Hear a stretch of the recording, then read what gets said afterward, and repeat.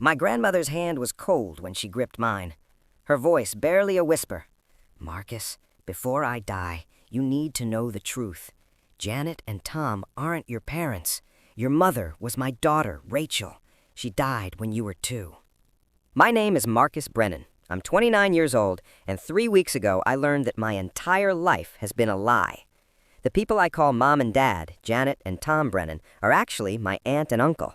My real mother died when I was a toddler, and my entire extended family conspired to hide this from me for 27 years. When I confronted them, the truth that came out was so much darker than I ever imagined. And the person who hurt me most?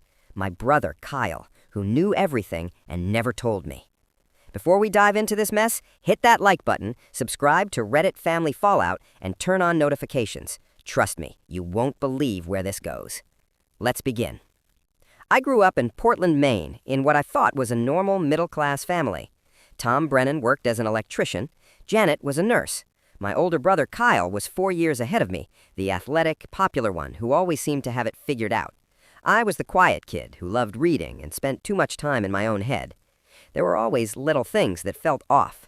Kyle and I looked nothing alike. He had dark hair and dark eyes like Dad, while I was blonde with green eyes. Mom used to joke that I took after her side of the family, but I'd seen pictures of her relatives, and none of them looked like me either. Kyle and I weren't particularly close. He moved to Boston for college and rarely came home. When he did, there was this distance between us that I could never quite bridge. I always figured it was just normal sibling stuff. He was the successful one, I was the disappointment. I still lived in Portland, worked as a graphic designer for a small marketing firm, and visited my parents every Sunday for dinner. That was the routine. That was my life. 3 weeks ago, Mom called crying. "Your grandmother's in the hospital. It's bad, Marcus. You need to come say goodbye." Grandma Dorothy was 84 and had been declining for months. I drove to Maine Medical Center expecting the usual. Family gathered around, quiet prayers, maybe some last words about being good and living well. What I got instead was a nuclear bomb dropped on my entire existence. Grandma was in room 412, hooked up to machines, her breathing labored. Mom and Dad were there, along with my Aunt Lisa and Uncle Frank. Kyle had flown in from Boston. Everyone looked somber, worn down. "Can I have a few minutes alone with him?" Grandma asked weakly, gesturing to me. Mom hesitated. "Mom, you should rest." "Janet, please, I need to talk to Marcus, alone." There was something in her tone that made everyone leave without argument. Once the door closed, Grandma turned her faded blue eyes to me. "Marcus, I'm dying, and before I go, I have to tell you something I should have told you years ago." "Grandma, whatever it is." "Janet and Tom aren't your parents. Your mother was my daughter, Rachel. She died when you were 2 years old. Your biological father was a man named Vincent Carter. He's in prison. He signed away your parental rights, and Janet and Tom adopted you." I stared at her, certain I'd misheard. "What?" "Your real mother, Rachel, was my youngest daughter. She got pregnant with you when you were 19. The father, Vincent, was bad news. Drugs, crime, violence. When you were born, Rachel tried to make it work, but Vincent got arrested for armed robbery when you were 8 months old. He got 25 years. My hands were shaking. "This isn't real. This is the medication talking." "It's real, Marcus. Rachel tried to raise you alone, but she was struggling. Drugs, depression, bad decisions. When you were 2, she overdosed. We found her in her apartment. You were in your crib, crying, hungry. She'd been dead for at least 12 hours. I felt like I was going to vomit.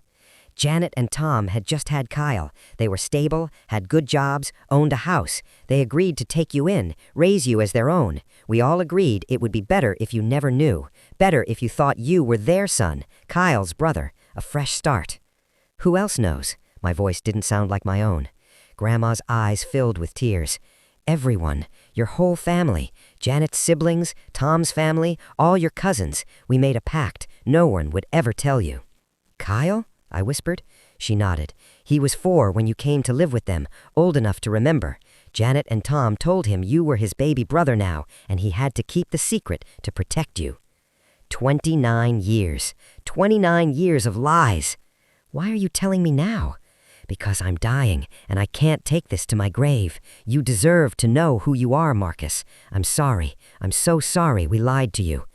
I stood up, legs unsteady. "I need to go." "Marcus, wait!" But I was already out the door. walking past my family, my fake family, in the waiting room. Mom reached for me. I pulled away. "Marcus, sweetie, what's wrong?" I turned to look at all of them. "Is it true, what Grandma just told me?" The silence was deafening. Mom's face crumpled. Dad looked away. Kyle just stared at the floor. "Is it true?" I shouted. "Yes," Mom whispered. "It's true." I left the hospital and didn't go home. I checked into a hotel and sat in the dark for hours, trying to process what I'd just learned.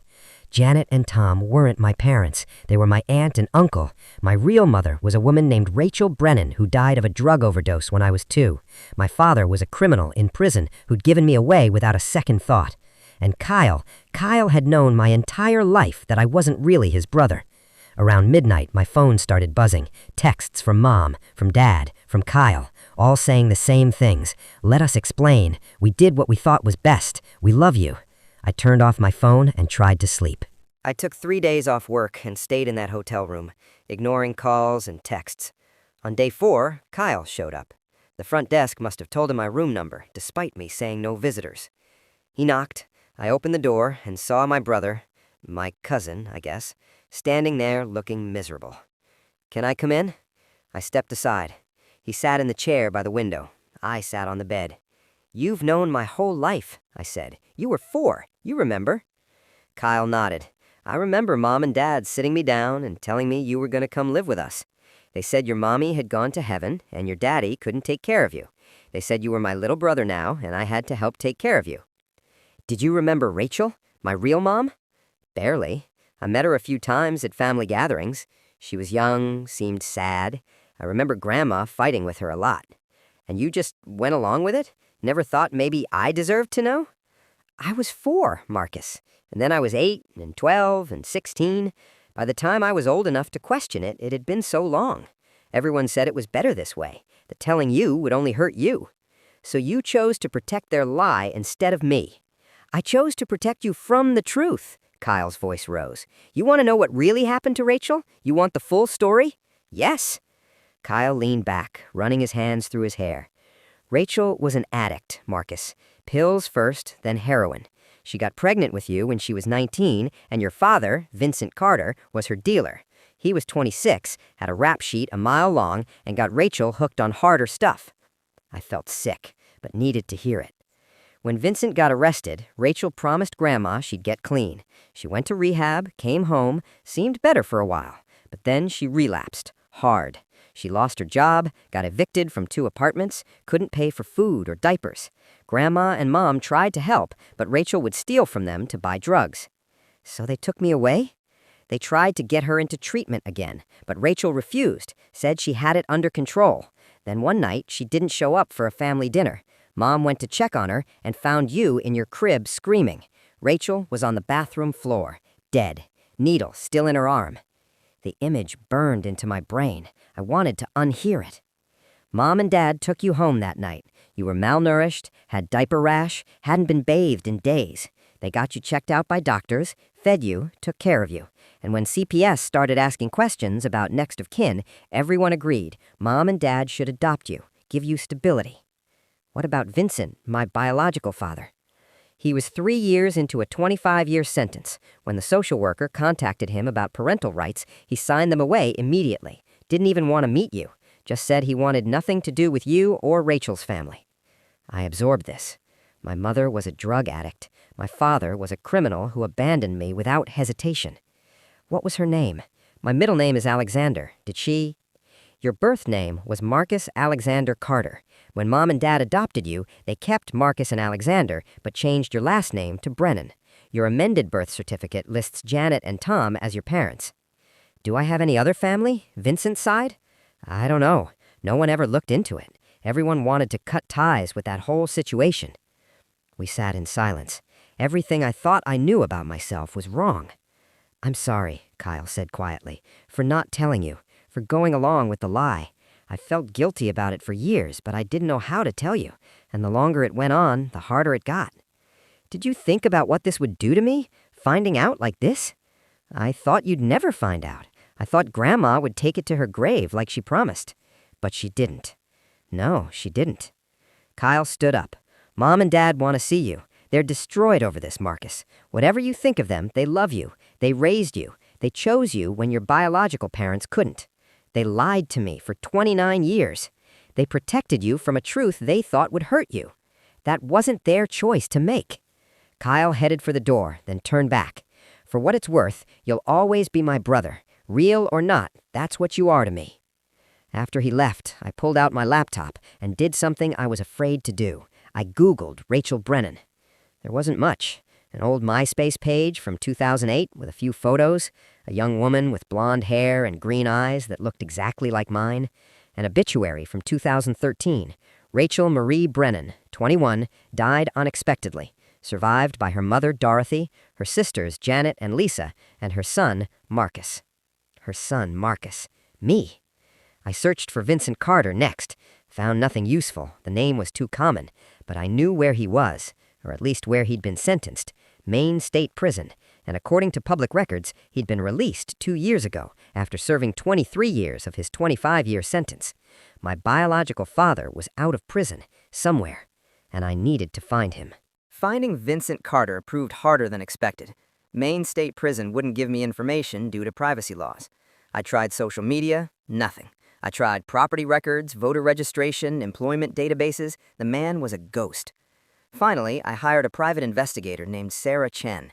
She called me back within 3 days. Found him. He's living in Lewiston, working at an auto body shop under the table. Has a girlfriend, lives in a trailer park, no kids. Stays off the grid mostly, probably related to his parole conditions. She gave me an address. I stared at it for an hour before deciding to drive there. The trailer park was exactly what you'd imagine. Rusted mobile homes, cars on blocks, trash piling up. Vincent's place was number 47, a faded blue single-wide with a broken lattice skirt. I sat in my car across the street for 20 minutes before a man came out. He was in his mid-50s, thin, weathered, with a gray beard and tattoos up both arms. He got into an old truck and drove off. That was my father. I went back 3 more times before getting the courage to knock. Finally, on a Saturday morning, I walked up to his door and rang the bell. A woman answered, probably late 40s, dyed red hair, suspicious eyes. Yeah? I'm looking for Vincent Carter. Who's asking? My name is Marcus. I'm his son. Her eyes widened. Vince, get out here.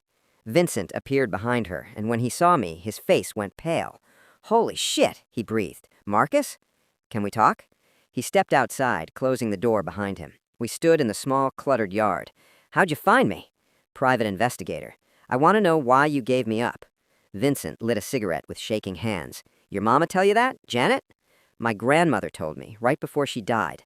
Janet and Tom aren't my parents, they're my aunt and uncle. My real mother was Rachel. She died when I was 2. I know, I heard about it in prison. And you didn't care? Kid, I was doing 25 years for armed robbery. What was I supposed to do, raise you from a cell? You could have tried. You could have kept your parental rights, maintained contact, something. Vincent laughed bitterly. You don't know shit about me, do you? About what I was back then. I was a junkie and a thief. I got your mother hooked on heroin. I was the worst thing that ever happened to her. When she died, I knew it was my fault. So yeah, I signed you away, because you deserved better than me.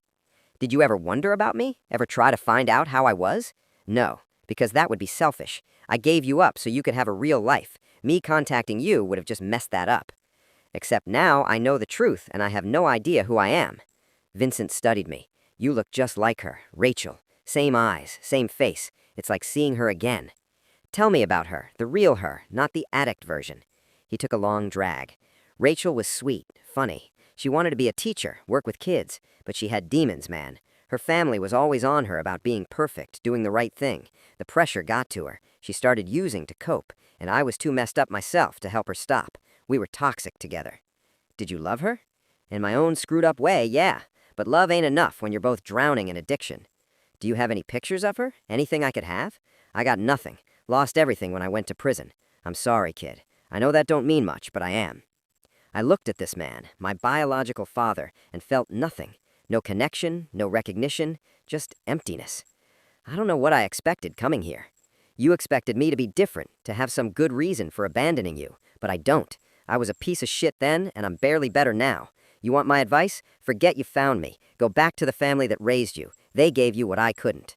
They lied to me for 29 years, and you're still alive and functional because of it. That's more than Rachel and I could have given you. I left without another word. Vincent was right. I'd expected something more, some revelation that would make sense of everything. Instead, I just felt more lost. On the drive home, I called Mom. She answered on the first ring. "Marcus? Oh, thank God. Are you okay?" I found Vincent. I talked to him. Silence. Then, "Why would you do that?" "Because I needed answers. About Rachel. About why everyone lied." "And did you get them?" "He said she was an addict, that he was her dealer, that he gave me up because he knew he couldn't raise me from prison." "That's all true." "Marcus, we need to talk, really talk. Can you come home?" "I don't know if that's home anymore." Her voice cracked. "It will always be your home. Please, come over. Let us explain everything." I agreed to meet them the next day, but first I needed to confront Kyle again, because there was one more thing Vincent had said that was bothering me. When I asked if Rachel had any other children, he got weird, said something like, "You'd have to ask her family about that." What if Rachel had another kid? What if I had a sibling no one told me about? And what if Kyle knew? I showed up at Kyle's apartment in Boston unannounced. He opened the door in sweats and a t-shirt, clearly not expecting me. "Marcus, what are you—" "Did Rachel have any other children?" Kyle's expression shifted. "What? No, why would you think that?" "Because when I asked Vincent about other family, he got weird, said I should ask Rachel's family. So I'm asking you, did my mother have any other kids?" Kyle stepped aside to let me in. His apartment was neat, sterile, the kind of place that looked like an IKEA showroom. We sat in his living room. "Why are you really here, Marcus?" "Because everyone in this family has lied to me, and I'm starting to think there's more you're not telling me." Kyle was quiet for a long time. Finally, "Rachel had a daughter, before you, when she was 17. The floor dropped out from under me. "I have a sister?" "Had. She died. Stillborn. Rachel was 7 months pregnant, got into a fight with her boyfriend at the time, not Vincent, someone else, and went into early labor. The baby didn't make it." "Does Mom know you told me this?" "Mom doesn't know you know any of this." "Marcus, there are things about Rachel's life that the family kept quiet because they were painful. The stillbirth wrecked her. That's when she started using drugs to cope with losing the baby." "What else aren't you telling me?" "Nothing. Kyle, I swear to God, there's nothing else." He stood up, agitated. "Rachel had a hard life, okay? She made bad choices, got involved with bad people, and paid the price. You were the one good thing that came out of her mess, and Mom and Dad made sure you had a chance Rachel never gave herself. Stop defending them. They stole my identity." "They gave you an identity. You think growing up as the son of a dead addict and a convicted felon would have been better? You think having Carter as your last name instead of Brennan would have improved your life? That's not the point. Then what is the point, Marcus? You want to be angry? Fine, be angry. But don't pretend Mom and Dad didn't sacrifice everything to raise you. Don't pretend they didn't love you like their own son." "I'm not their son. I'm their nephew. And you're my cousin, not my brother." "Blood doesn't make family," Kyle shouted. "I've been your brother for 29 years. That doesn't just disappear because Grandma dropped a bomb on your deathbed." "You knew, Kyle. You knew, and you never told me." "Because I was protecting you. Jesus, Marcus. Do you think I liked keeping this secret? Do you think it was easy watching you grow up not knowing the truth? I hated it, but I did it because Mom and Dad asked me to, because they thought it was what was best for you." "And what about what's best for me now that I know?" Kyle sank back onto the couch, defeated. "I don't know. I really don't know." I left Kyle's apartment more confused than before. I had a dead sister I never knew about, a mother whose life was more tragic than I had imagined, and a family that, despite everything, insisted they'd done the right thing. The next day, I drove to my parents' house. Mom answered the door looking like she hadn't slept in days. Dad was in the living room, looking equally exhausted. "Thank you for coming," Mom said softly. We sat around the dining room table where we'd eaten Sunday dinners for decades. It felt surreal. I talked to Vincent and Kyle. I know about Rachel's daughter, the stillborn baby. I know about her addiction starting before I was born. Mom nodded. "There's a lot about Rachel's life that was painful, Marcus. We didn't tell you because we wanted you to grow up without that weight on your shoulders. You wanted me to grow up not knowing who I was." "We wanted you to grow up happy," Dad said firmly. "And you did. You had a good childhood. You were loved. You had opportunities Rachel could never have given you. But it was based on a lie. It was based on love, Mom corrected. Marcus, when Rachel died, you were in that apartment for God knows how long. You were hungry, dirty, scared. When I brought you home, you cried for 3 days straight. You had nightmares for months. The pediatrician said you showed signs of neglect. And we decided right then that we would give you a fresh start. No stigma of being the dead addict's kid. No whispers about your convict father. Just a normal childhood with parents who loved you. You're not my parents. Mom's eyes filled with tears. I changed your diapers, Marcus. I stayed up all night when you had nightmares. I taught you to read, helped with homework, attended every school event. I held you when you cried, celebrated when you succeeded. If that doesn't make me your mother, then I don't know what does. It makes you the woman who raised me, but it doesn't change the fact that you lied. We protected you, Dad insisted. There's a difference. No, there isn't. You stole my right to know my own history. You made decisions about my identity without asking me. You were 2 years old, Mom's voice rose. What were we supposed to do? Tell a toddler that her mother OD'd and her father didn't want him? At what age would that have been appropriate? 5? 10? 15? Any age would have been better than finding out at 29 from my dying grandmother. We fell silent. What do you want from us, Marcus? What would make this right? I don't know. I really don't know. Mom reached across the table, but I pulled away. Marcus, please, you're our son. No matter what the paperwork says, you're our son. I need time. I need to figure out who I am now that I know the truth. Will you come back to Sunday dinners, to family events? I don't know. I left them sitting at that table, 2 people who'd raised me for 29 years, who I no longer knew how to love. For the next 2 weeks, I threw myself into researching Rachel. I found her high school yearbook online. She'd been on the debate team, had won an award for a creative writing contest. I found old social media posts from friends who remembered her as kind but troubled. I even tracked down one of her friends from rehab, a woman named Michelle, who agreed to meet me at a coffee shop in Portland. I knew Rachel from our first stint in rehab, Michelle told me. This was right after she had you. She was trying so hard to get clean for you. She loved you so much, Marcus. Then why did she relapse? Because addiction doesn't care about love. Rachel had demons. Her family put so much pressure on her to be perfect, and when she couldn't live up to it, she crumbled. Having you should have been her motivation, but instead it just added to the pressure. She felt like she was failing you every day. Did she ever talk about me? About what she wanted for me?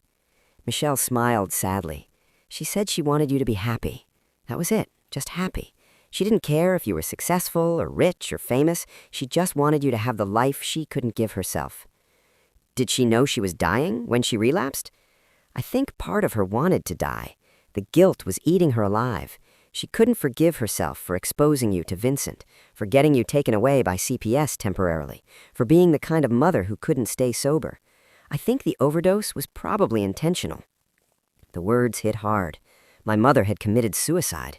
Slowly, with drugs, but suicide nonetheless. I'm sorry, Michelle added. I know that's hard to hear.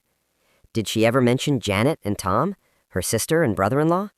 She resented them, said they had the perfect life she was supposed to have. Stable marriage, good jobs, healthy baby. She felt like a failure in comparison. After meeting Michelle, I felt worse, not better. Rachel hadn't just been an addict who died tragically. She'd been a woman crushed by expectations and mental illness who saw no way out. That night, I got a call from Aunt Lisa, Janet's sister. Marcus, we need to talk. Can I come by? She arrived at my apartment an hour later, carrying a small box. This is Rachel's, she said, placing it on my coffee table. Her things. Mom kept them after she died. I thought you should have them. Inside the box were fragments of a life. Rachel's high school diploma, some jewelry, a journal, photos. I picked up the journal with shaking hands. I read it, Lisa admitted, years ago.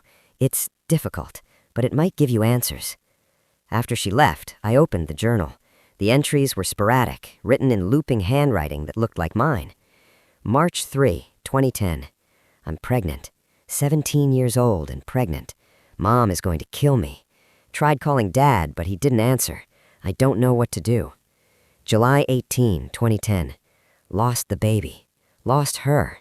They said it was my fault, that I stressed her out. Maybe they're right. Maybe I killed my own daughter. September 2, 2011. Met someone new. His name is Vincent. He makes me forget about the baby I lost. He makes everything quiet. May 6th, 2012.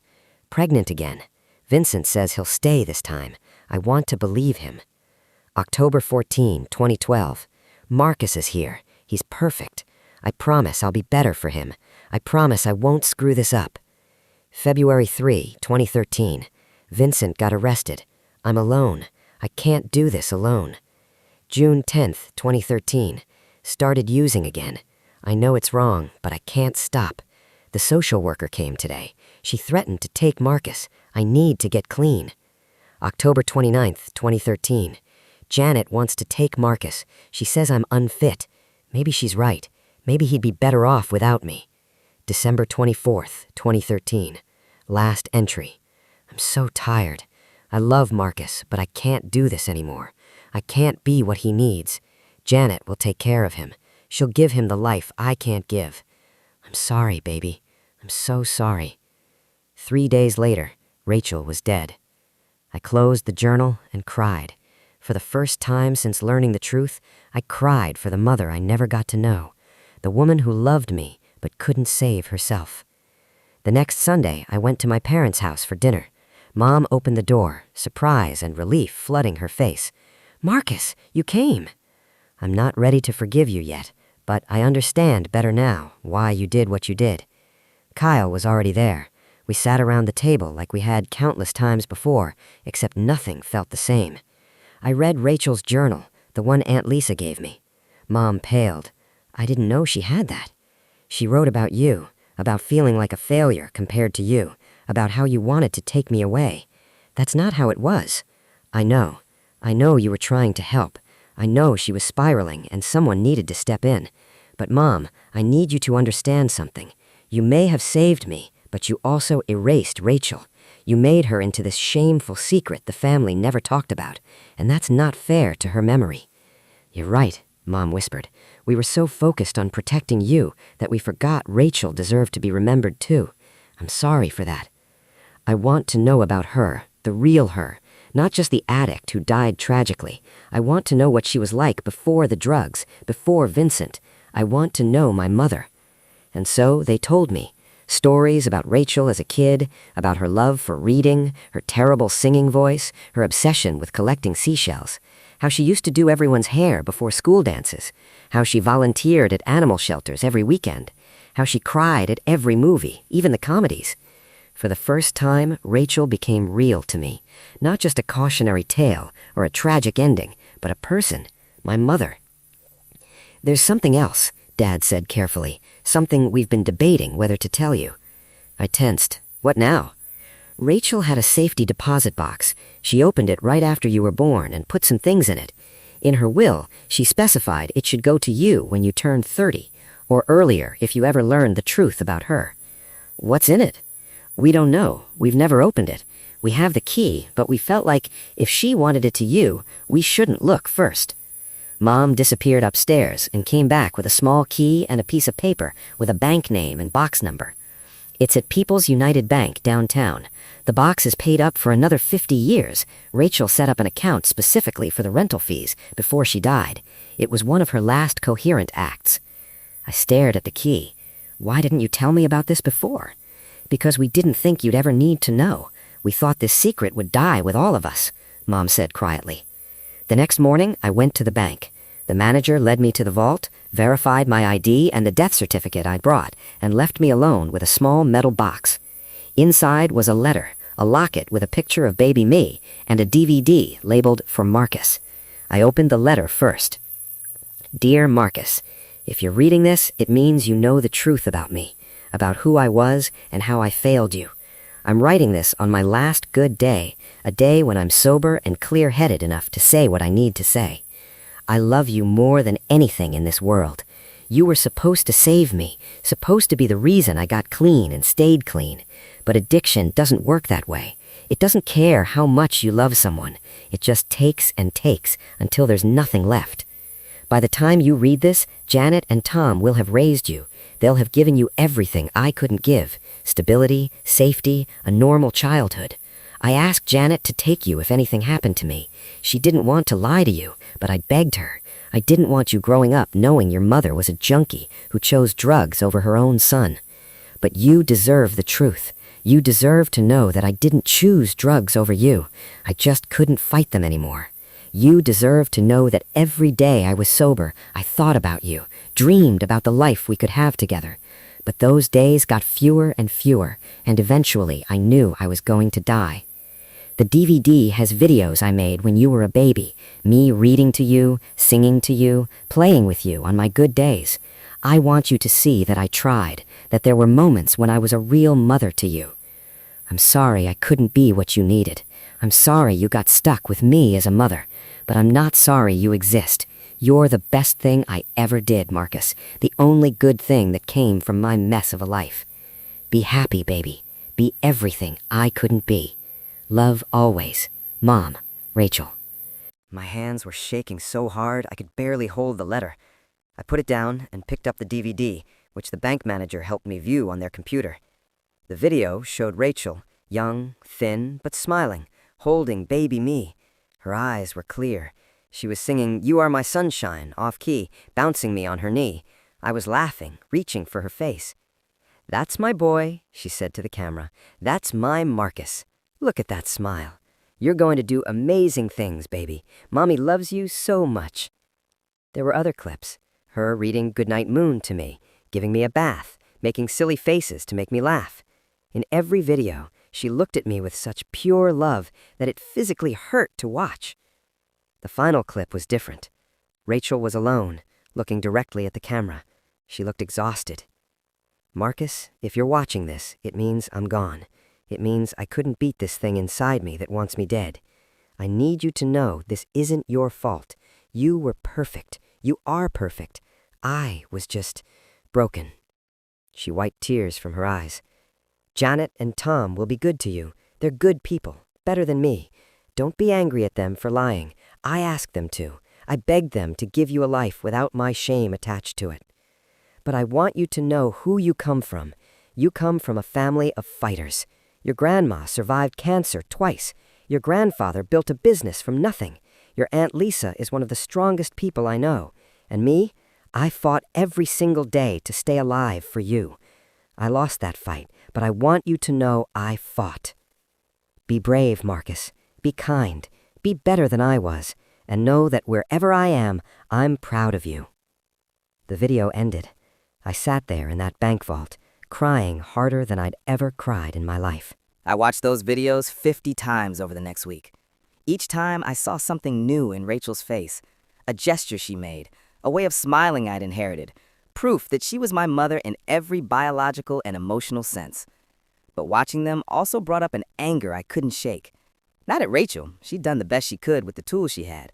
I was angry at the rest of the family. At Grandma Dorothy for keeping the secret even on her deathbed until she couldn't anymore. At Aunt Lisa for standing by while everyone erased Rachel from my life. At Kyle for being complicit in the lie. But mostly, I was angry at Janet and Tom. Because the more I learned about Rachel, the more I realized they'd made her into a villain in my absence. The family never talked about her good qualities, her struggles, her humanity. She was just the addict who died, a cautionary tale, a reason why I should be grateful to Janet and Tom. The following Sunday, I didn't go to dinner. I called Janet and told her I needed more time. She cried on the phone, begging me to come, but I held firm. Kyle called me afterward. "You can't just ghost them, Marcus. They're devastated. They had 29 years to tell me the truth. They can handle a few weeks of me not showing up for dinner. This is childish." "No, what's childish is a family-wide conspiracy to hide my identity because it was easier than dealing with uncomfortable truths. We were protecting you. Stop saying that. You were protecting yourselves from having to explain why Rachel died. You were protecting your image of the perfect family. I was just collateral damage in your lie." Kyle hung up on me. Fine, I was done pretending everything was okay. I started going to therapy. My therapist, Dr. Ana Rodriguez, helped me process the cascade of revelations. "It's normal to feel betrayed," she said during one session. "Your entire identity was constructed around false information. Now you're having to rebuild from scratch." I don't even know what to call them anymore. Are they Mom and Dad? Janet and Tom? My aunt and uncle? They're whoever you need them to be. Family identity is complicated even without this level of deception. Give yourself permission to feel conflicted. I found my biological father. He wants nothing to do with me. How does that make you feel? Like I'm unwanted at every level. My bio dad abandoned me. My bio mom died and left me. The people who raised me built their relationship with me on lies. My brother, cousin, whatever he is, knew the truth and stayed silent. Where do I fit in all of this? Dr. Rodriguez leaned forward. Marcus, you fit wherever you choose to fit. You get to decide what family means to you now. You get to set the boundaries. Setting boundaries meant establishing new rules. I told Janet and Tom I'd meet them for lunch once a month, but no more Sunday dinners. I told Kyle I needed space to process his betrayal. I told Aunt Lisa I appreciated the journal, but didn't want to hear any more family apologies, just honesty going forward. Not everyone took it well. Kyle sent me angry texts about being selfish. Janet left crying voicemails. Tom called me ungrateful. But I held firm. Then, 6 weeks after Grandma's confession, I got a Facebook message from someone named Aaron Carter. Hi, Marcus. You don't know me, but I think we might be related. My father is Vincent Carter. I saw some posts about you trying to find family information and thought I should reach out. Can we talk? I stared at the message. Vincent said he had no other kids. Had he lied? I called him immediately. He answered, sounding wary. Did you have another son? Silence. Then, yeah, Aaron. He's 19. His mother and I were together after I got out of prison. And you didn't think to mention this when I asked about family? I don't see Aaron much. His mother and I split when he was little. She doesn't want him around me. I figured it wasn't relevant. He just messaged me on Facebook. Shit. Look, Marcus, leave the kid alone. He doesn't need to get involved in all this. Too late. He already reached out. I hung up and responded to Aaron's message. We agreed to video chat that evening. Aaron looked like a younger version of Vincent. Same dark features, same build. He seemed nervous, but curious. So, you're my half-brother. That's wild. How'd you find out about me? Your story's been all over social media. Someone tagged my mom in a post asking if she knew Vincent Carter had an older kid. She told me the truth, that her dad had a son from before I was born who he gave up. How do you feel about that? Aaron shrugged.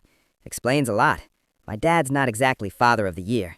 He's been in and out of my life since I was born. Knowing he abandoned you too makes me feel less alone, I guess. We talked for 2 hours. Aaron told me about his life, growing up with a single mom, barely seeing Vincent, struggling with knowing his father was an ex-con. I told him about learning the truth about Rachel and the family lies. Do you want to meet in person? I asked finally. Yeah, I'd like that. I've always wanted a sibling. Same. We made plans to meet the following weekend. For the first time since this whole nightmare began, I felt something like hope. Maybe I couldn't fix my relationship with the family that raised me. Maybe Vincent would never be a real father to me. But I had a brother, a real biological brother who wanted to know me. When I told Janet about Aaron, her response was immediate and harsh. Marcus, you need to be careful. Vincent Carter's family is dangerous. They're criminals and addicts. You can't trust them. Aaron's just a kid trying to understand his family, like me. They're Carters. Those people destroyed Rachel. They'll destroy you too if you let them. We're your real family. No, you're the family that lied to me. There's a difference. The fight escalated. Janet accused me of throwing away 29 years of love over something that didn't matter. I accused her of being more concerned with maintaining her narrative than my well-being. I met Aaron at a diner in Lewiston, halfway between Portland and where he lived with his mother. He showed up in jeans and a hoodie, looking younger than 19, nervous energy radiating off him. We ordered coffee and breakfast, neither of us touched. This is weird, right? Aaron said. Finding out you have a brother at my age? Try finding out at 29 that your entire identity is fake. He laughed. Fair point.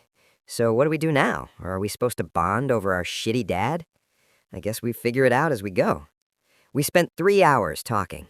Aaron told me about his mother, Stephanie, who'd met Vincent shortly after his release from prison.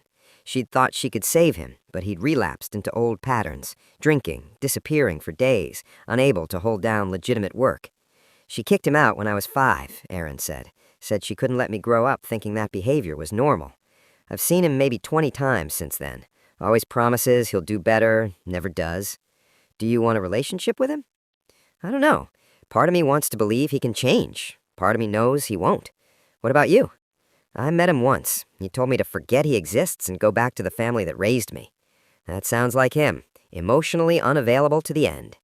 Despite our father being a disaster, Aaron and I clicked. We had similar senses of humor, similar tastes in music.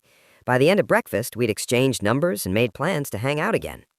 Over the next few weeks, Aaron and I developed a real friendship. He'd drive to Portland, or I'd go to Lewiston. We'd grab food, see movies, just exist as brothers, getting to know each other. Janet hated it. She called constantly, warning me that the Carters were bad news, that I was making a mistake, that I was throwing away my real family for strangers. "They're not strangers," I told her during one particularly heated call. "Aaron is my brother, biologically and now emotionally. Kyle is your brother.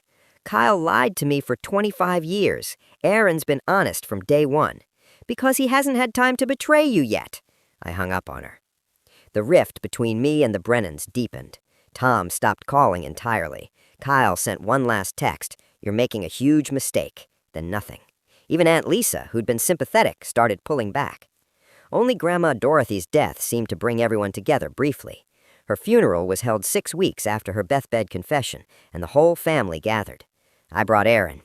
The moment we walked into the funeral home together, I felt the temperature drop. Janet stared at Aaron like he was a threat. Tom's jaw clenched. Kyle looked between us with barely concealed anger.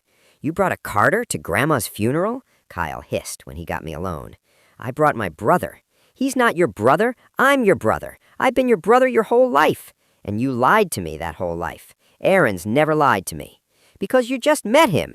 Jesus, Marcus, you're throwing away your entire family for some kid you barely know." "I barely know you either, apparently. Turns out you're my cousin, not my brother. Turns out everything I thought I knew about this family was bullshit." We were getting loud. People were staring. Kyle walked away, furious. During the service, I sat with Aaron instead of the family. I could feel Janet's eyes boring into me. The message was clear. I was choosing sides, and I'd chosen wrong. After the funeral, Aunt Lisa pulled me aside. "Marcus, I understand you're angry, but you're burning bridges you can't rebuild. They burned the bridges first when they lied to me. We were trying to protect you. By erasing my mother from my life? By pretending I wasn't someone I know? By giving you a chance at normal childhood? Rachel was dead. Vincent was in prison. What were we supposed to do? Tell me the truth. At some point, you were supposed to tell me the truth. And ruin your childhood with that burden? Make you feel different from Kyle? Different from your classmates? I always felt different. I never understood why I didn't look like anyone, why family photos felt off, why Kyle and I never really connected. At least if I'd known the truth, I would have understood." Lisa shook her head sadly. "You're right to be angry, but punishing Janet and Tom by replacing them with Vincent's son isn't going to heal you. I'm not replacing anyone. I'm just finally getting to know my real family." But the truth was more complicated. I was replacing them. Every time I chose to hang out with Aaron instead of attending a family event. Every time I called Vincent for information instead of asking Janet. Every time I made choices that excluded the Brennans. It came to a head 3 months after Grandma's funeral. Janet called me, her voice thick with tears. "Kyle's getting married. He's engaged to his girlfriend, Emma. They're planning a small ceremony next month." "That's great. Tell him congratulations." "Marcus, you're not invited." The words hit harder than expected. "What?" "Kyle doesn't want you there. He says if you're going to choose the Carters over your real family, then you're not his brother anymore. He's the one who lied, and you're the one who walked away. Marcus, please, don't let this destroy what's left of our family. Come to the wedding. Show Kyle you still care." "I need to think about it." I called Aaron that night and told him everything. "Man, that's harsh, but I get it. They feel like you abandoned them." "They lied to me." "Yeah, and that sucks, but from their perspective, they raised you, loved you, and now you've replaced them with me and Vincent. Can you see how that would hurt?" "Whose side are you on?" "On yours, always. But Marcus, I'm not trying to replace anyone in your life. I just want to be part of it. If that means you need to rebuild with the Brennans, too, I support that." His maturity surprised me. At 19, Aaron had more emotional intelligence than I did at 29. "I don't know if I can forgive them," I admitted. "You don't have to forgive them, but maybe you can coexist with them. Let them be your family, and let me be your family. It doesn't have to be one or the other." He was right, but I wasn't ready to hear it yet. I decided not to go to Kyle's wedding. I sent a card with a gift certificate, but I didn't show up. It felt like the final nail in the coffin of our relationship. Janet called me afterward, crying so hard I could barely understand her. "He looked for you. Kyle kept looking at the door during the ceremony, hoping you'd come. You broke his heart, Marcus. He broke mine first. When will this end? When will you stop punishing us? I'm not punishing anyone. I'm just living my life. Without us. You made that choice when you lied. She hung up.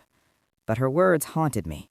Was I punishing them, or was I just protecting myself from more betrayal? Dr. Rodriguez asked me the same question during our next session. What would forgiveness look like for you, Marcus? I don't know. An apology? An admission that they were wrong? They've apologized multiple times. Not sincerely. Every apology comes with justification.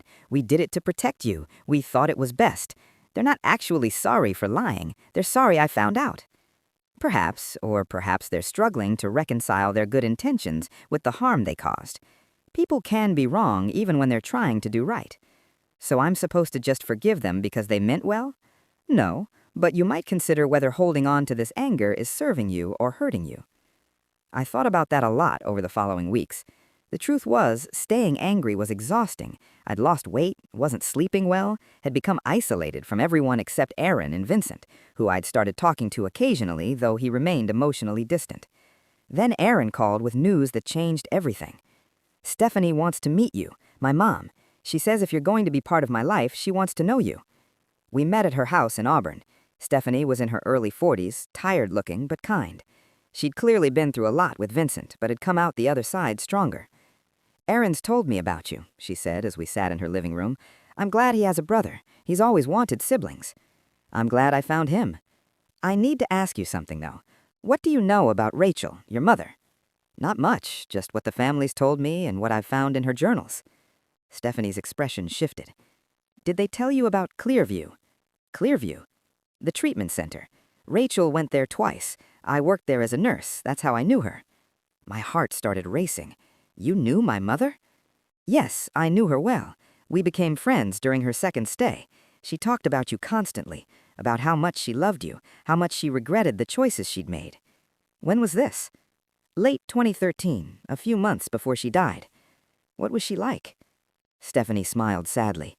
Sweet, funny, desperate to get better, but also deeply depressed. She felt like she'd failed everyone, her family, Vincent, but especially you. The guilt was eating her alive. Did she talk about me? About what she wanted for me? All the time. She made me promise something, actually. Said if anything happened to her, I should find you when you were older and tell him something. What? Stephanie pulled out an old notebook. I wrote it down because I didn't want to forget her exact words. She read, "Tell Marcus that I loved him more than anything. Tell him I tried. Tell him that if Janet and Tom raised him, they did it because I asked them to. Tell him not to hate them for giving him what I couldn't." The words hit me like a physical blow. Rachel had asked Janet and Tom to take me.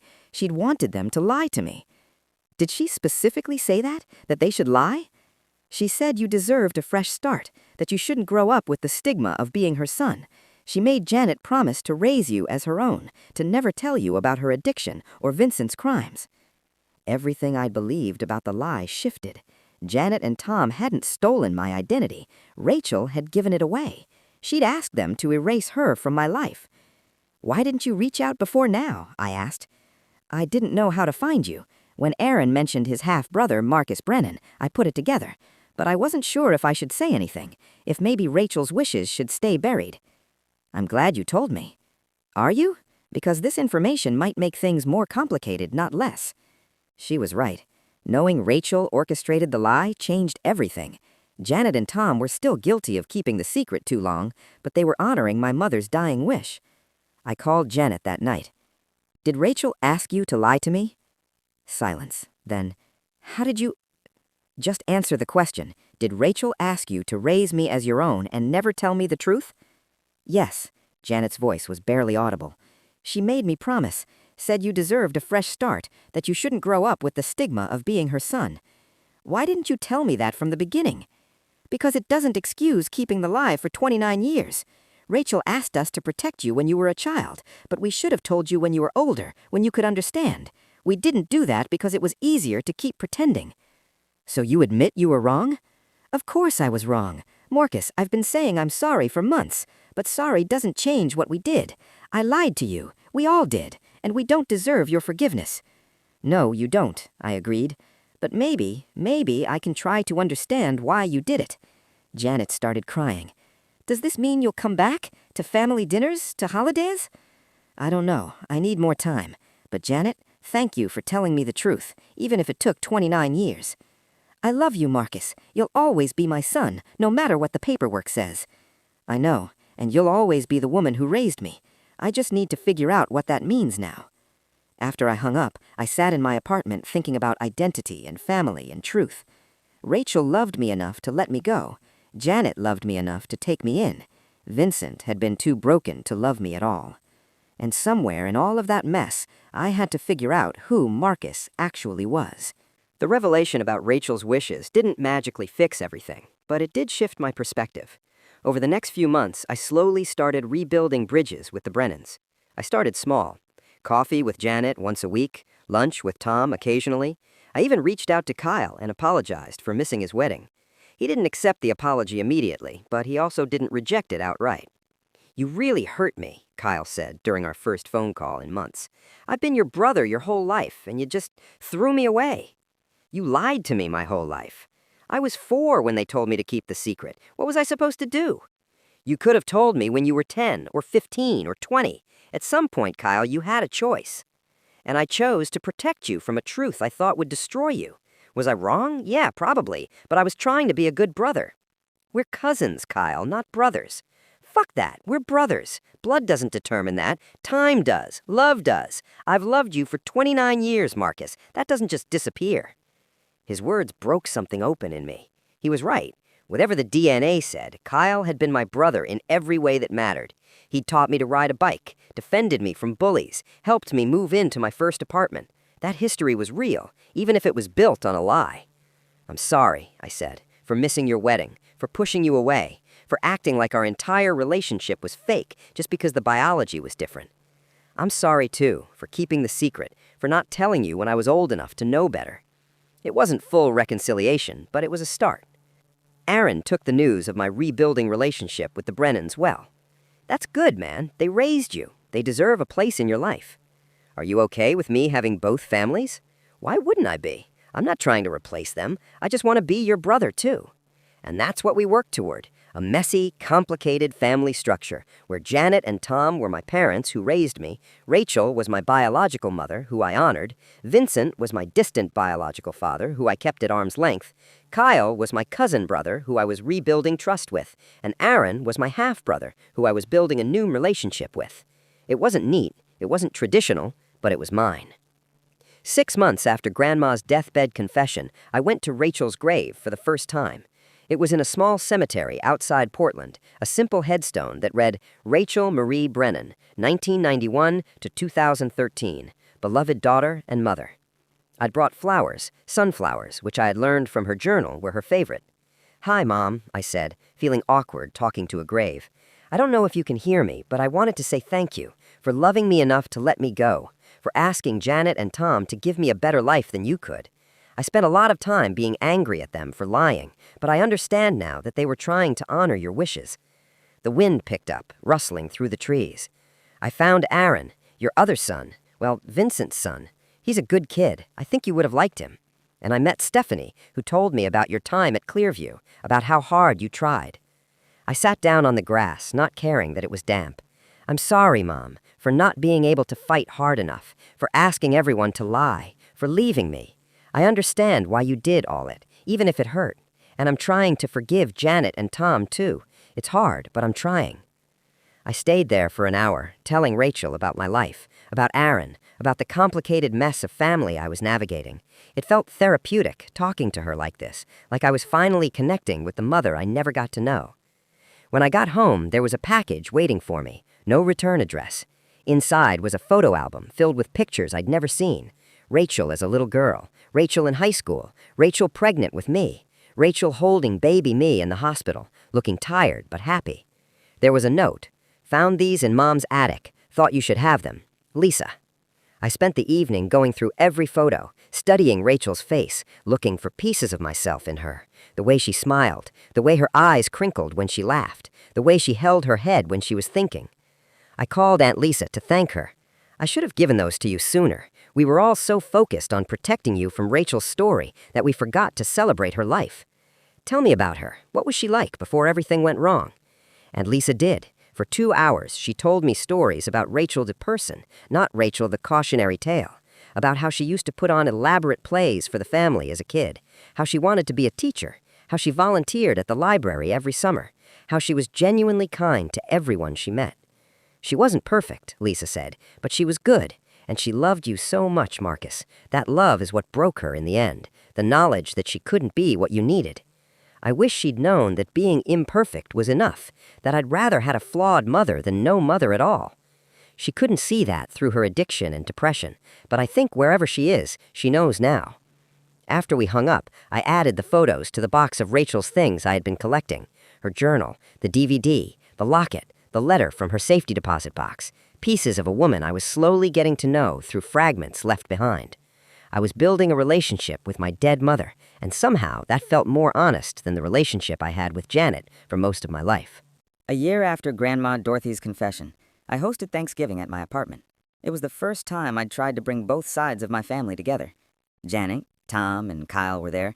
So were Aaron and Stephanie. I'd even invited Vincent, though he'd declined, saying it wasn't his place. Aunt Lisa came with her husband Frank. It was awkward and tense, but everyone showed up. "Thank you all for coming," I said as we sat around my too-small dining table.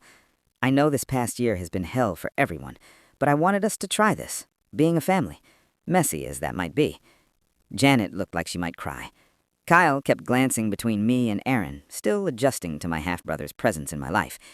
Aaron looked nervous, but determined to make a good impression. Stephanie was her usual calm, steady self. "I want to say something," Kyle announced suddenly. "Marcus, I'm sorry. Really, truly sorry. Not sorry you found out, but sorry I didn't tell you myself years ago. Sorry I let you live a lie because it was easier than having a hard conversation." "I'm sorry too," Janet added, "for all the same reasons. We thought we were protecting you, but we were really protecting ourselves from having to deal with Rachel's legacy." "And I'm sorry," Tom said, "for not being strong enough to tell you the truth when you were old enough to understand. We failed you in that way." I looked at them. These people who'd raised me, lied to me, loved me imperfectly. "I'm sorry, too, for pushing you away so hard this past year, for acting like our entire relationship was invalid because of the lie. You're my family. Complicated, messy, but still my family." "We all are," Aaron said quietly. "That's what I'm learning. Family isn't just blood or legal papers. It's the people who show up, who try, who stay even when it's hard." We ate dinner together, sharing stories about Rachel that had been hidden for too long. Janet told me about the time Rachel snuck a stray cat into the house and kept it for 3 weeks before their parents found out. Lisa shared that Rachel had been writing a novel before she got pregnant, a fantasy story about a girl who could talk to animals. "What happened to it?" I asked. "No idea. Maybe it's still in Mom's attic somewhere." After dinner, as people were leaving, Kyle pulled me aside. "Emma wants to meet you. She's heard so much about this drama, and she thinks you and I should try to rebuild." "I'd like that." "And Marcus, about the wedding thing, I get it now, why you didn't come. You were still processing everything. I shouldn't have shut you out because of it. You had every right to be hurt. I should have been there, even if things were messy between us. Let's just agree we both screwed up and move forward." I nodded. Moving forward sounds good. After everyone left, I stood in my apartment looking at the evidence of the evening. Dirty dishes, leftover food, a photo Stephanie had taken of all of us together. It wasn't perfect. There were awkward silences and tense moments, but we'd tried. The next week, I went back to Rachel's grave with Aaron. It was his first time visiting. "So this is our mom," he said, looking at the headstone. "She wasn't your mom. Your mom is Stephanie." "I know, but biologically, Rachel was my mom too. Vincent and Rachel made both of us. That connects us." He was right. Aaron and I were connected through 2 broken people who tried and failed to beat their demons. But we were also connected through our choice to know each other, to build a relationship despite the circumstances of our births. "What do you think she'd say if she could see us now?" Aaron asked. "I think she'd be glad we found each other, and maybe glad that her story finally got told, even if it came out in the messiest way possible." We stood there in silence for a while, 2 half-brothers brought together by death and DNA tests and deathbed confessions. Over the next few months, my relationship with the Brennans continued to heal. Janet and I met for coffee every week. She told me more stories about Rachel, shared more photos she'd been hiding. We cried together over the loss of a woman we both loved in different ways. Tom and I started going to baseball games occasionally. He'd wanted me to love sports the way he did, and I had always resisted. But now I understood it was his way of connecting. So I showed up, learned the rules, and tried to care about batting averages. Kyle and I became close again, not the way we were before. That relationship was built on a foundation of lies, but in a new way, more honest way. He introduced me to Emma properly, and she welcomed me into their marriage with open arms. When they announced they were expecting a baby 6 months later, Kyle asked me to be the godfather. "You sure? Given everything?" "You're my brother, Marcus. Nothing changes that. Not DNA, not lies, not time apart. You're my brother, and I want my kid to know their uncle." I accept it, moved beyond words. Aaron became a regular fixture in my life, too. He started college in Portland, partially to be closer to me. We'd grab lunch between his classes, watch movies on weekends, text each other stupid memes. He was the brother I was building a relationship with from scratch, without the baggage of lies. Vincent remained on the periphery. I'd see him occasionally when visiting Aaron, and we'd exchange awkward presentlies. He made no effort to be a father, and I stopped expecting him to. Some people are too broken to love properly, and that was okay. I didn't need him. What I needed was what I was building, a chosen family made up of people who'd lied to me, people who'd been honest with me, people who'd failed me, and people who showed up when it mattered. I started a blog about the experience. I called it "Whose Son Am I?" and wrote about navigating identity after a family secret explodes. It resonated with people. I got messages from others who'd discovered they were adopted, or found out their parents weren't their biological parents, or learned about secret siblings. The comments section became a support group. One message stood out. It was from a woman named Claire, who'd found out at 35 that her mother was actually her grandmother, and her sister was her biological mother. "How did you forgive them?" she asked. "Everyone tells me I should forgive, move on, but I can't get past the betrayal." I thought about it for a long time before responding. I'm not sure I have fully forgiven them. Forgiveness isn't a switch you flip. It's a process. Some days I'm angry all over again. Some days I understand why they did it. Most days I'm somewhere in between. What I've learned is that forgiveness isn't about excusing what they did. It's about deciding the relationship matters more than being right about who was wrong. They were wrong to lie. I'm right to be hurt. Both things can be true, and we can still rebuild from there. A year and a half after Grandma's confession, I went to her grave for the first time since the funeral. I'd avoided it, angry at her for keeping the secret, for only telling me when she was literally dying. But standing there, looking at her headstone next to Grandpa's, I felt my anger fade. "You know, Grandma, you really screwed this up. You could have told me years ago, could have given me time to process this while you were alive to answer questions. Instead, you dropped a bomb and left me to deal with the fallout." A bird landed on her headstone, cocking its head at me. "But you get it now. You were protecting Rachel's memory, and Janet, and me in your own way. You were trying to hold the family together, even if it meant keeping secrets that should have been told." The bird flew away. "I don't know if I forgive you, but I understand you, and maybe that's enough." I placed flowers on her grave, the same sunflowers I brought to Rachel's, and walked away feeling lighter. That evening, I had dinner at Janet and Tom's house. Sunday dinners resumed, though they looked different now. Sometimes Aaron came, sometimes Kyle and Emma, sometimes Aunt Lisa. We'd expanded the definition of family to include everyone who mattered. "Marcus," Janet said as we cleared dishes, "I want to show you something." She led me upstairs to what used to be my childhood bedroom. It had been converted into a guest room, but on the dresser was a new photo frame. Inside was a picture of Rachel holding baby me, smiling at the camera with pure love on her face. I hid this for so long, thought it would be easier if we didn't see her every day. But that was wrong. She should have been here all along, in photos, in stories, in our lives. I'm sorry I erased her. Thank you for bringing her back. We stood there looking at the photo, two women who'd both been my mother in different ways. One who gave me life and couldn't peep me. One who took me in and raised me as her own. "I think Rachel would be proud of you," Janet said, "of the man you've become, of how you've handled all this. I think she'd be proud of us both for finally being honest." That night, I drove home and added a new entry to my blog. Today, someone asked me if I'd rather have never known the truth, if ignorance would have been better than the pain of discovery. A year ago, I might have said yes, but now I'm glad I know. I'm glad I know where I come from. I'm glad I know Rachel loved me enough to let me go. I'm glad I know Janet and Tom chose to raise me even when it was hard. I'm glad I found Aaron and learned that family can be built, not just given. The truth destroyed the life I thought I had, but it also gave me the chance to build a new life based on honesty instead of comfortable lies. And that's worth the pain. 6 months later, I was at Kyle and Emma's house for their baby shower when Kyle pulled me aside. We decided on a name. If it's a girl, we're naming her Rachel. I felt tears prick my eyes. Really? She deserves to be remembered, and Emma thinks it's beautiful. Plus, it means our daughter will carry on her legacy, the good parts, not just the tragic parts. That means everything, Kyle. You're not the only one who loved her, Marcus. Even if I barely remember her, she was my aunt. She was family. And Emma's right, we should honor her. Baby Rachel was born 3 months later, healthy and perfect.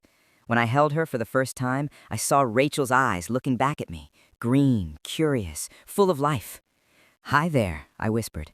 "I'm your Uncle Marcus. You're named after someone very special, someone who made mistakes but loved fiercely, someone who deserves to be remembered." Janet cried when she met her granddaughter. "She has Rachel's eyes."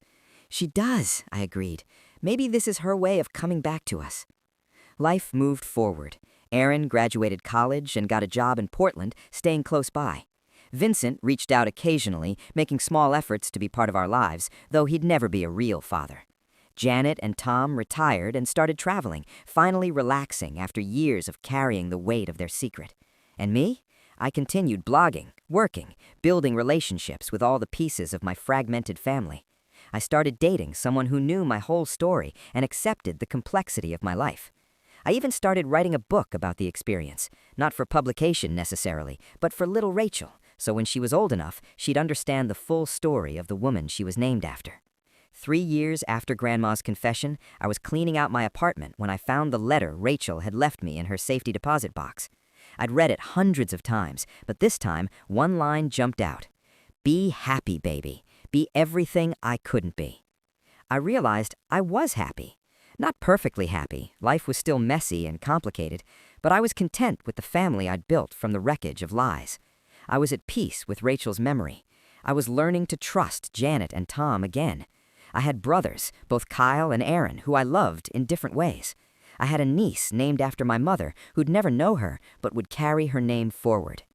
I'd spent so long being angry about the lie that I'd almost missed the truth underneath. Family is what you make it. Biology matters, but so does choice. Honesty matters, but so does forgiveness. The past shapes you, but it doesn't define you. I was Marcus Alexander Brennan Carter, son of Rachel and Vincent, raised by Janet and Tom, brother to Kyle and Aaron, godfather to little Rachel. All of those identities were true. All of them were me. And finally, after years of confusion and anger and grief, I knew exactly who I was. I'm glad I know Rachel loved me enough to let me go. I'm glad I know Janet and Tom chose to raise me even when it was hard. I'm glad I found Aaron and learned that family can be built, not just given. The truth destroyed the life I thought I had, but it also gave me the chance to build a new life based on honesty instead of comfortable lies. And that's worth the pain. 6 months later, I was at Kyle and Emma's house for their baby shower when Kyle pulled me aside. We decided on a name. If it's a girl, we're naming her Rachel. I felt tears prick my eyes. Really? She deserves to be remembered, and Emma thinks it's beautiful. Plus, it means our daughter will carry on her legacy, the good parts, not just the tragic parts. That means everything, Kyle. You're not the only one who loved her, Marcus. Even if I barely remember her, she was my aunt. She was family. And Emma's right, we should honor her. Baby Rachel was born 3 months later, healthy and perfect. When I held her for the first time, I saw Rachel's eyes looking back at me, green, curious, full of life. "Hi there," I whispered. "I'm your Uncle Marcus. You're named after someone very special, someone who made mistakes but loved fiercely, someone who deserves to be remembered." Janet cried when she met her granddaughter. "She has Rachel's eyes." She does, I agreed. Maybe this is her way of coming back to us. Life moved forward. Aaron graduated college and got a job in Portland, staying close by. Vincent reached out occasionally, making small efforts to be part of our lives, though he'd never be a real father. Janet and Tom retired and started traveling, finally relaxing after years of carrying the weight of their secret. And me? I continued blogging, working, building relationships with all the pieces of my fragmented family. I started dating someone who knew my whole story and accepted the complexity of my life. I even started writing a book about the experience, not for publication necessarily, but for little Rachel, so when she was old enough, she'd understand the full story of the woman she was named after. 3 years after Grandma's confession, I was cleaning out my apartment when I found the letter Rachel had left me in her safety deposit box. I'd read it hundreds of times, but this time, one line jumped out. Be happy, baby. Be everything I couldn't be. I realized I was happy. Not perfectly happy, life was still messy and complicated, but I was content with the family I'd built from the wreckage of lies. I was at peace with Rachel's memory. I was learning to trust Janet and Tom again. I had brothers, both Kyle and Aaron, who I loved in different ways. I had a niece named after my mother who'd never know her but would carry her name forward. I'd spent so long being angry about the lie that I'd almost missed the truth underneath. Family is what you make it. Biology matters, but so does choice. Honesty matters, but so does forgiveness. The past shapes you, but it doesn't define you. I was Marcus Alexander Brennan Carter, son of Rachel and Vincent, raised by Janet and Tom, brother to Kyle and Aaron, godfather to little Rachel. All of those identities were true. All of them were me. And finally, after years of confusion and anger and grief, I knew exactly who I was. Looking back, I wouldn't say everything worked out perfectly. The relationships I rebuilt with the Brennans will always carry the scar of their lives. Vincent will never be the father I needed. Rachel will always be a ghost I'm getting to know through fragments and stories. But I found Aaron, and that's something. I found the truth about Rachel, and that matters. I learned that family isn't about perfect people making perfect choices. It's about imperfect people trying their best and sometimes failing and finding a way to move forward anyway. Grandma's deathbed confession destroyed my life, but it also gave me the chance to build a new one based on truth instead of comfortable lies. And 3 years later, I can finally say that was worth the pain. Pause. If this story resonated with you, hit that like button and subscribe to Reddit Family Fallout. We share real stories about family secrets, betrayal, and the complicated process of healing when the truth comes out. Drop a comment below. Have you ever discovered a family secret that changed everything? How did you handle it? Thanks for watching, and remember, the truth might hurt, but living a lie hurts more. Choose honesty, even when it's hard. Choose to know who you are, even when the answer is complicated. Until next time, take care of yourselves and each other.